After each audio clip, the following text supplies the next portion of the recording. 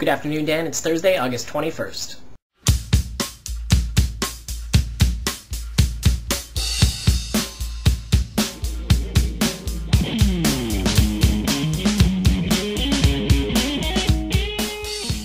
First things first, here's a recap of the Radiohead concert. But if we're going to talk about Radiohead, there needs to be a little bit of mood music. Do you ever notice how you spend like an entire day getting ready to do something that's only going to happen for a couple hours in the night, and yet strangely there's always like a million errands to run that you didn't know you had to do, like going out and getting gas, which is ridiculously expensive. I forgot how expensive gas is. Gas is too expensive.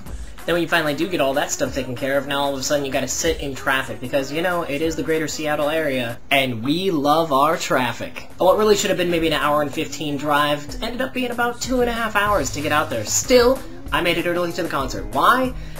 Because that's just sort of the way that I am, and I wanted to get there early enough to get some good seats and enjoy myself out there. Fantastic thing about the concert, of course, was my new concert shirt.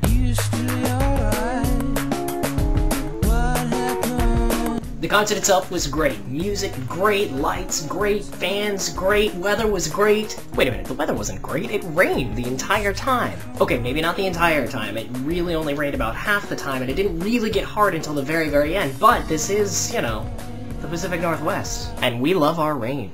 Thankfully, pretty much everyone was planned ahead, and we were wearing some of these.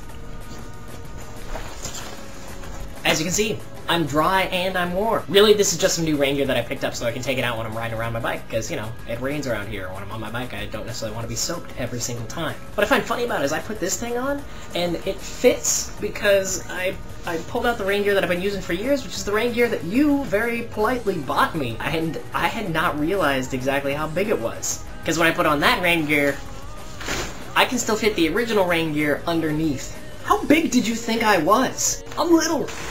It's really hot.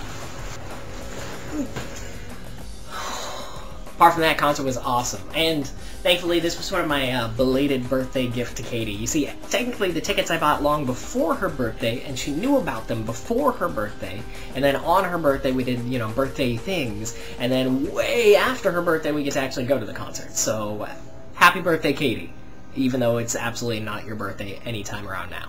In other news, the hot water in my bathtub won't stop running. It's not really like a drip, it's not really like a gush, it's just sort of this like constant running of water. If water moved slowly, it would look like that. So I don't know, a constant running of water. And what the news is from my landlord is, if they don't come out and fix it in a week, let her know. I really hope that's not how you're running the rental properties down in Texas. I hope you're doing a better job than that.